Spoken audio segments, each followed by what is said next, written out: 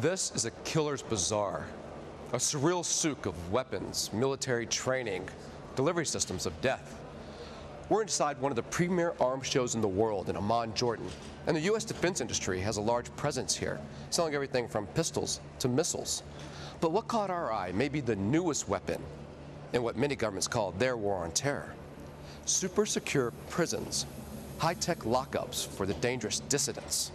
War entrepreneurs are trying to turn America's bulging prison system into its hottest export, the new must-have for any country serious about its fight on terror. In the next half hour, we're going to journey into the dark world of these new weapons of mass detention.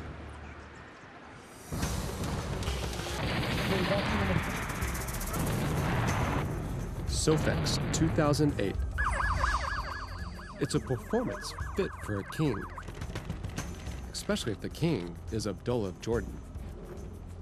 A special forces officer himself, he's the inspiration and drive behind this gathering of the highly decorated and the richly motivated.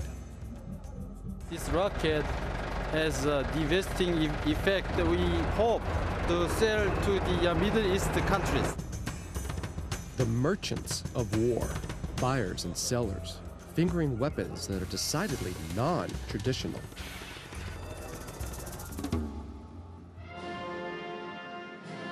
The theme of this exhibition is special operations for counterterrorism and homeland security, a serious issue. But as one speaker, the Duke of York, acknowledges, the weapons have more than a little James Bond appeal. These may just be toys for grown-up James Bond types to play with. But there is a seriousness to this threat. It means that one day, God or Allah forbid, one or more of us is going to find ourselves really pleased that these toys came to our rescue.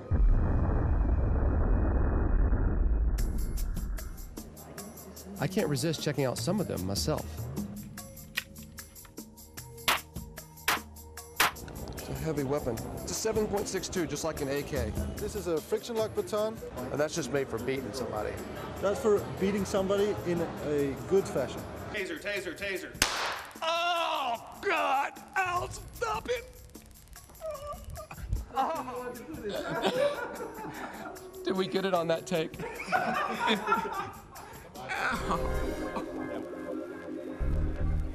Tucked in among all the superpowers selling super weapons is a booth operated by the Carrick Group. So, how's business been this week? It's been pretty good. Riot, anti-riot, anti-riot. Staffers here are selling another kind of super weapon, a weapon of mass detention, offering answers to the question, what to do with extremists once they're in custody. Frank Ciaccio says that's been overlooked. Like guys like to spit, they get angry, they like to spit. Okay, guess what? We put this around you now.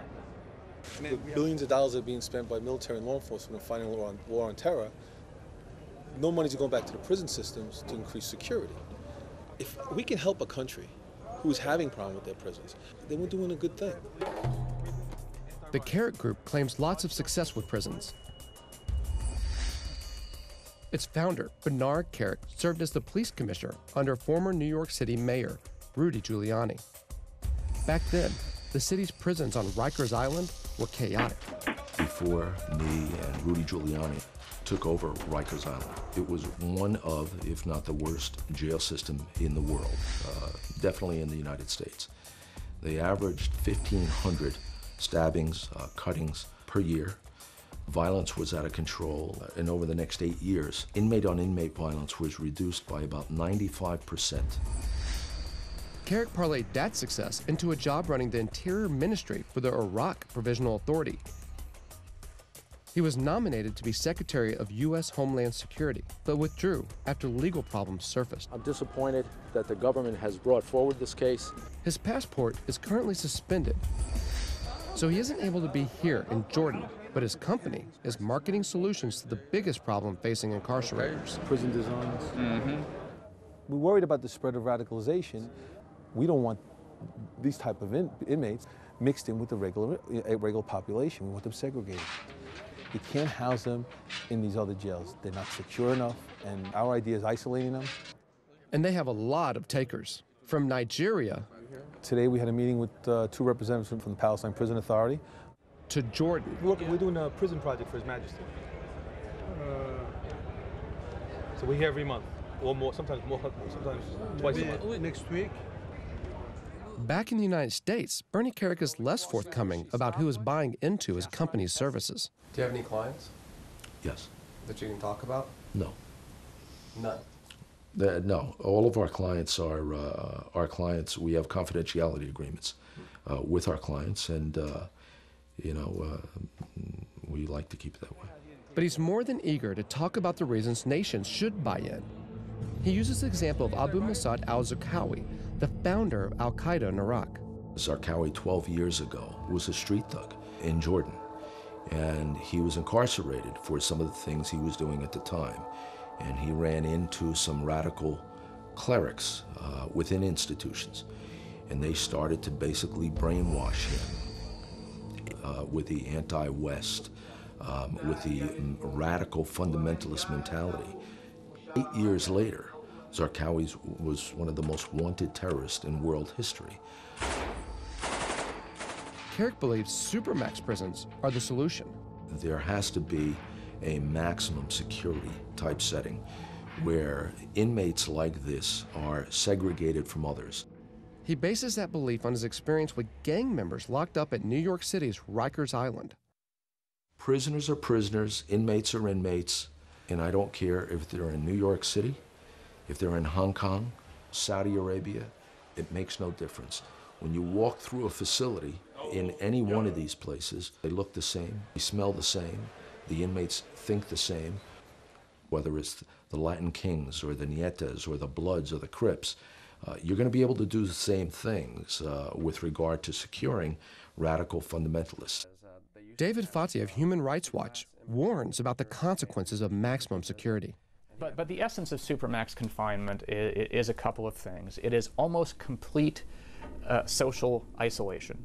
It is almost complete sensory deprivation. And what this means concretely is that the prisoner is typically locked by himself in a windowless concrete cell for all but 4 or 5 hours a week. He eats in the cell, he showers in the cell, but it's a level of social isolation and environmental deprivation that certainly most of us cannot even imagine. These conditions are extremely damaging for some people. Supermax prisons were a trend in the United States in the 1990s.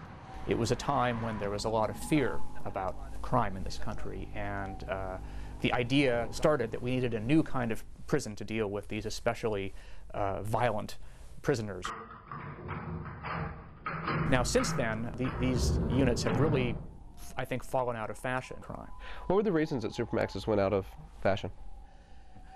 For some prisoners, we saw that supermax confinement had actually the opposite effect. It was supposed to make the prisoners more docile, make them more compliant. And the environment was so stark, so deprived, so harsh, that some prisoners became more defiant and more oppositional and more difficult to manage.